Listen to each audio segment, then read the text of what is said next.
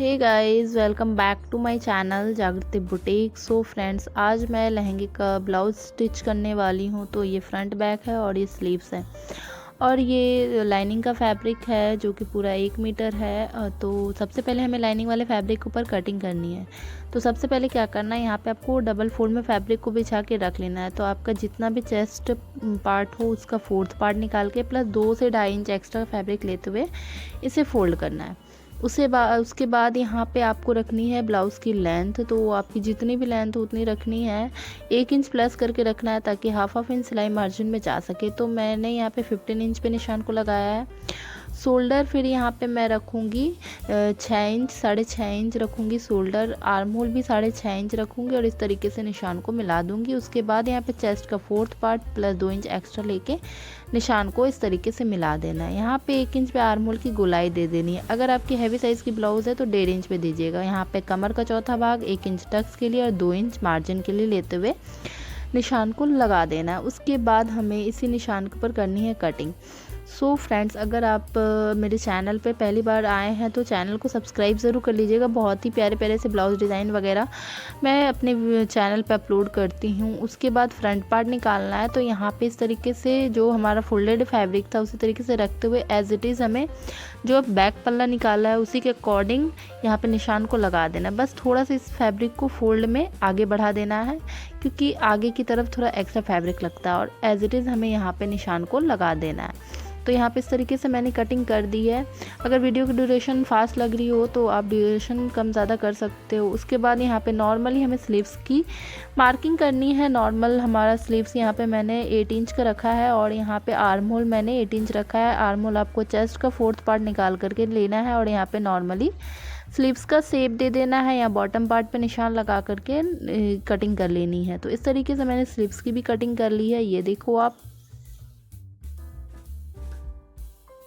So guys, उसके बाद फिर यहाँ पे हमें मेन फैब्रिक के ऊपर कटिंग करनी है। तो इस तरीके से आपका जो भी वर्क है ब्लाउज़ का उसको बिल्कुल सेंटर से फोल्ड करते हुए, जो आपका वर्क है उसे बिल्कुल सेंटर में रखते हुए अच्छे से पिनअप वगैरह कर लेना है। उसके बाद ही कटिंग करनी है। तो यहाँ पे फ्रंट और बैक मैं दोनों एक साथ निकाल लूँगी। तो इस तरीके से अच्छे से दोनों को बिछा के रख लिया, उसके बाद कटिंग करूँगी। तो यहाँ पे इस तरीके से कटिंग कर रही हूँ मैं दोनों फ्रंट और बैक पार्ट की, ये देखो आप।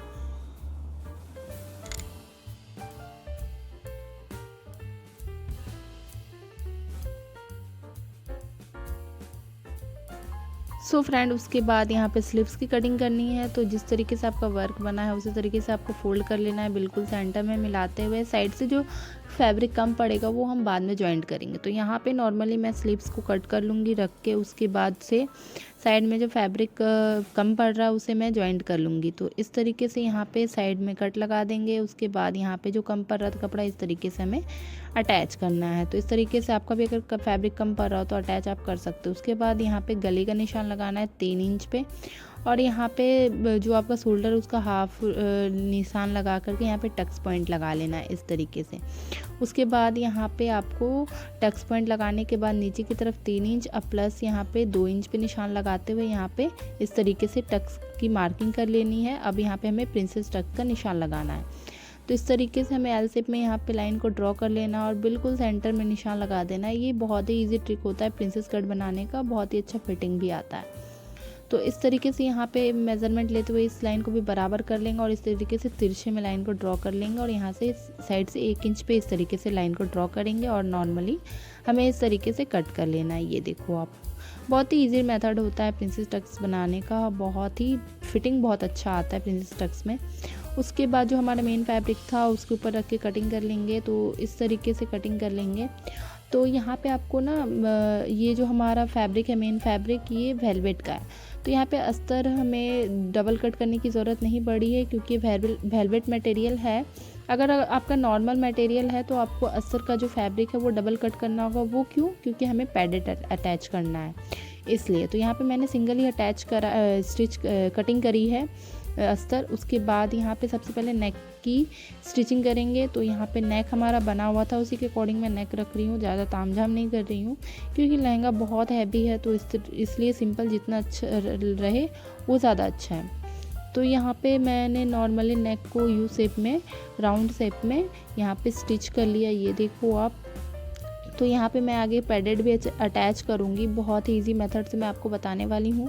तो यहाँ पे 1/2 इंच का सिलाई मार्जिन रखते हुए फैब्रिक को कट कर लेना है नेक के ऊपर से। उसके बाद छोटे छोटे से कट लगा देने हैं पूरे नेक के राउंड में। कट्स आपको ध्यान से लगाने हैं, कट्स सिलाई के ऊपर नहीं जाना चाहिए। उसके बाद इस तरीके से आपको पलट लेना है। ये देखो, आप पलटने के बाद अच्छे से प्रेस वगैरह कर ले ताकि नेक अच्छे से सेट हो जाए। ये देखो आप इस तरीके से। तो यहाँ पे नेक अच्छे से सेट करने के लिए क्या करना है, आपको इस तरीके से सिलाई लगा देना है। जो एक्स्ट्रा फैब्रिक है मार्जिन, उसे इस तरीके से सिलाई लगा देना है।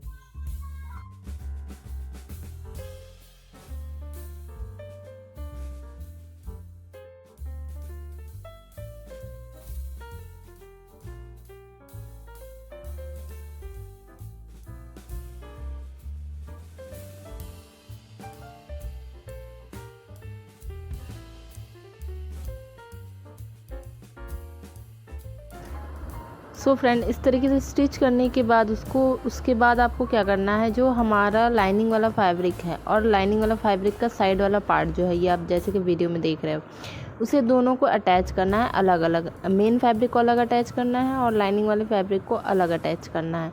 उसके बाद इसमें पैडेड भी अटैच होगा, तो इस तरीके से आपको अटैच कर लेना है। 1/2 इंच का सिलाई मार्जिन लेते हुए प्रिंसेस टक्स के ऊपर इस तरीके से सिलाई को लगा लेना है। तो इस तरीके से मैंने लगा लिया। इसी तरीके से दूसरी साइड भी आपको सिलाई लगा लेनी है इस तरीके से।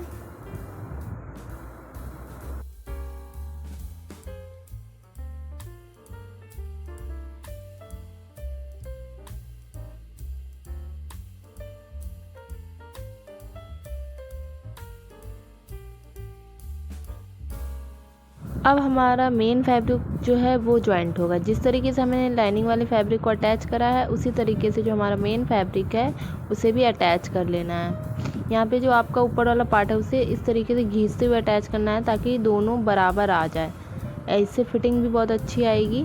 तो इस तरीके से यहाँ पे मैंने 1/2 इंच का सिलाई मार्जिन लेते हुए स्टिच कर लिया है। इसी तरीके से आपको भी कर लेना है। ये देखो आप, इसी तरीके से दूसरी साइड भी स्टिच कर लेना है।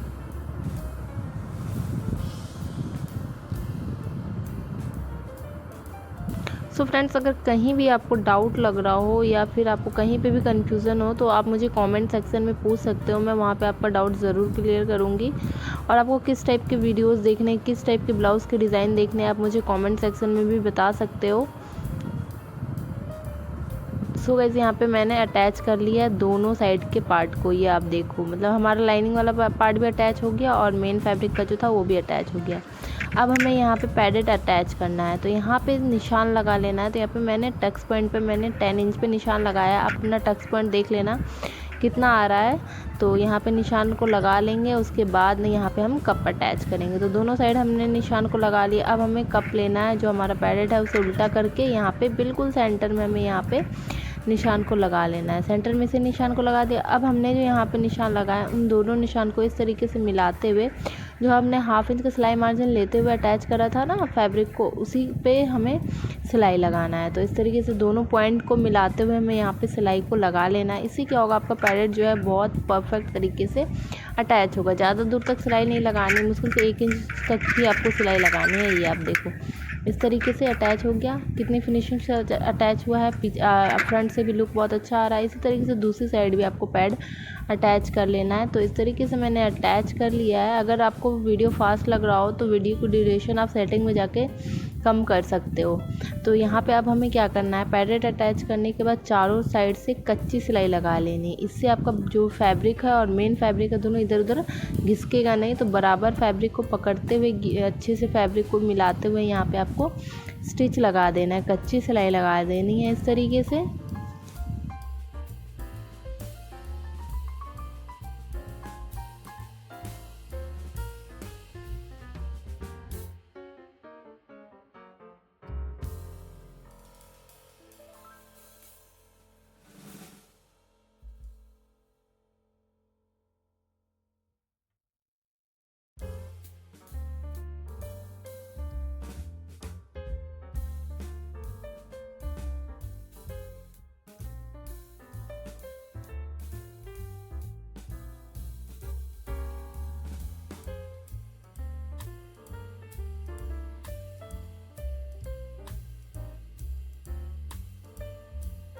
सो फ्रेंड इस तरीके से मैंने अटैच कर लिया, कच्ची सिलाई चारों साइड से लगा ली। ये देखो फ्रंट से बैक से सब फिनिशिंग बहुत अच्छे से आई है।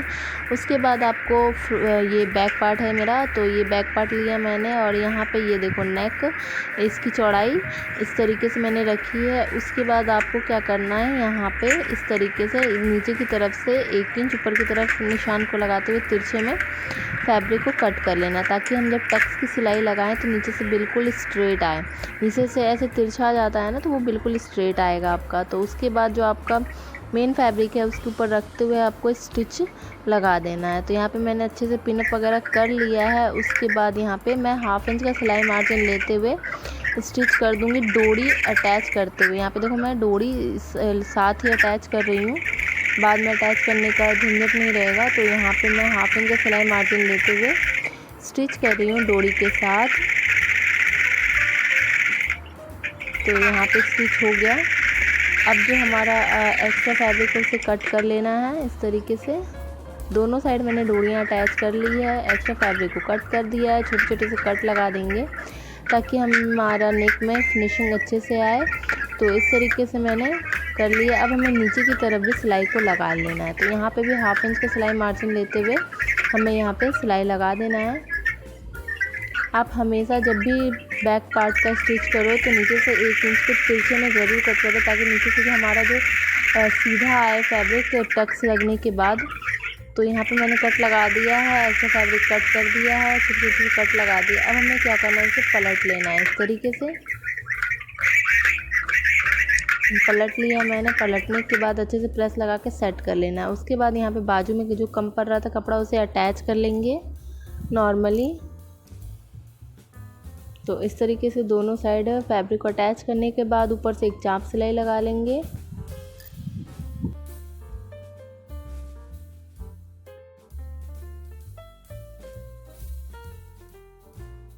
सो फ्रेंड यहाँ पे इस तरीके से मैंने अटैच कर लिया। उसके बाद हमें लाइनिंग अटैच करनी है। तो लाइनिंग हमें जो हमारा मेन फैब्रिक है उसे सीधा रखना है, उसके ऊपर लाइनिंग रखना है। उसके बाद हमें नीचे से 1/2 इंच का सिलाई मार्जिन लेते हुए स्टिच कर लेना है। उसके बाद इसे अंदर की तरफ पलट देंगे इस तरीके से, एक ऊपर से एक चाप सिलाई लगा लेंगे। उसके बाद इसे अंदर की तरफ पलट देंगे, तो इससे हमारा फिनिशिंग बहुत अच्छे से आएगा। तो यहाँ पे मैंने स्टिच लगा लिया, अब इसे पलट देंगे इस तरीके से। ये आप देखो, अब चारों साइड से हमें कच्ची सिलाई लगा के जो एक्स्ट्रा फैब्रिक था उसे कट कर लेना है इस तरीके से। जितना भी एक्स्ट्रा फैब्रिक निकल रहा है उसे कट कर लेना है।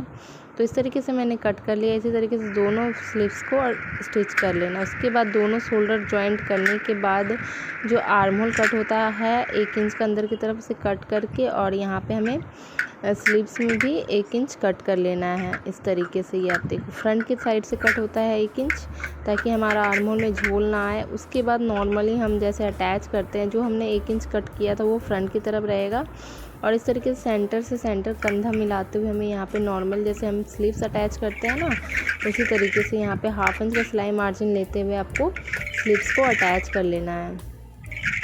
तो फ्रेंड इस वाले वीडियो में मैंने बेसिक चीज़ें सिखाई हैं, मतलब ज़्यादा डीपली नहीं गई तो वीडियो बहुत ज़्यादा लंबा हो जाता।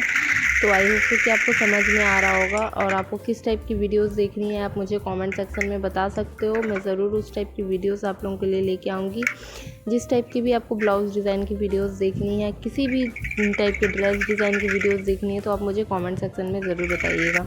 तो यहाँ पे दोनों स्लीव्स अटैच करने के बाद फ्रंट से हमें इसे बराबर कर लेना है। एक्स्ट्रा फैब्रिक निकल रहा था उसे बराबर कर लेना है। आपको कपड़ा छांटने में कोई कमी नहीं रखनी, मतलब जहाँ से भी थोड़ा बहुत भी कपड़ा निकल रहा है उसे छांट लेना है। इससे आपका ना फिनिशिंग बहुत अच्छे से आएगा। उसके बाद बैक पार्ट में आपको नॉर्मली हम जैसे टक्स लगाते हैं, सिलाई लगाते हैं टक्स का, उसी तरीके से हमने 4 इंच पे निशान को लगा करके और इस तरीके से सिलाई को लगा दिया। ये आप देखो इस तरीके से दोनों साइड हमें इसी तरीके से टक्स लगाना है। पीछे की तरफ टक्स देना बहुत ज़्यादा ज़रूरी होता है, इससे आपकी फ़िटिंग बहुत अच्छे से आएगी। इस तरीके से मैंने टक्स लगा दिया है। उसके बाद नॉर्मली यहाँ फ्रंट में पट्टी देके अंदर की तरफ फोल्ड कर लिया है। उसके बाद यहाँ इस पे मेरा साइड हुक रहेगा, एक साइड हुक रहेगा, एक साइड पूरी स्टिच लगेगी। तो यहाँ पे आपको जिस साइड भी हुक रखना है उस साइड आपको थोड़ा सा गैप छोड़ना होगा और एक साइड पूरा स्टिच कर लेना है अपनी फ़िटिंग के अकॉर्डिंग। तो यहाँ पे मैं अपनी फ़िटिंग के अकॉर्डिंग सिलाई को लगा रही हूँ। आपकी जो भी फिटिंग हो वो आपको मेज़रमेंट ले लेना है, उसके बाद यहाँ पे फिटिंग लगा लेनी है। देखो मेरी पूरी सीधी सिलाई आई है। ये भी बहुत ज़्यादा इम्पॉर्टेंट होता है ब्लाउज़ में, पूरी सीधी सिलाई आना। उसके बाद आपको क्या करना है, इधर की तरफ मुझे हुक रखना है, तो यहाँ पे मैं क्या करूँगी, जो भी मेरा फिटिंग का निशान है वो मैं बिल्कुल प्रॉपर फिटिंग का निशान आपका यहाँ पे लगाना है। तो यहाँ पे मैं फिटिंग के निशान लगा रही हूँ, फैब्रिक अंदर बाहर सब देखते हुए। और उसके बाद नीचे से मैं क्या करूँगी, 4 इंच गैप छोड़ दूँगी। देखा आपने, यहाँ पे मैंने सिलाई रोक दिया और सिलाई को बांध दिया और यहाँ पे गैप रख दिया। अब यहाँ पे हमारा जो है हुक लग जाएगा। आप हुक लगा सकते हो, चैन लगा सकते हो, वो आपकी मर्ज़ी है। तो यहाँ पे मैंने हुक आई ज़्यादा कंफर्टेबल रहती हूँ, चैन तो कभी भी टूट जाता है, कभी भी कुछ हो जाता है। तो यहाँ पे मैंने पट्टी अटैच कर ली। यहाँ पे ये हमारा ब्लाउज़ बन के रेडी। यहाँ पे आपको काज बना लेना और इधर की तरफ आपको हुक बना लेना है। सो फ्रेंड्स, कैसा लगा आज का वीडियो कमेंट करके ज़रूर बताइएगा। और वीडियो में पहली बार आए होंगे तो चैनल को सब्सक्राइब करके बेल आइकन ऑल पे प्रेस कर दीजिएगा, ताकि मेरे वीडियो की नोटिफिकेशन आप तक सबसे पहले पहुँचे। सो गाइज़, मिलती हूँ नेक्स्ट वीडियो के साथ, तब तक के लिए जय माता दी।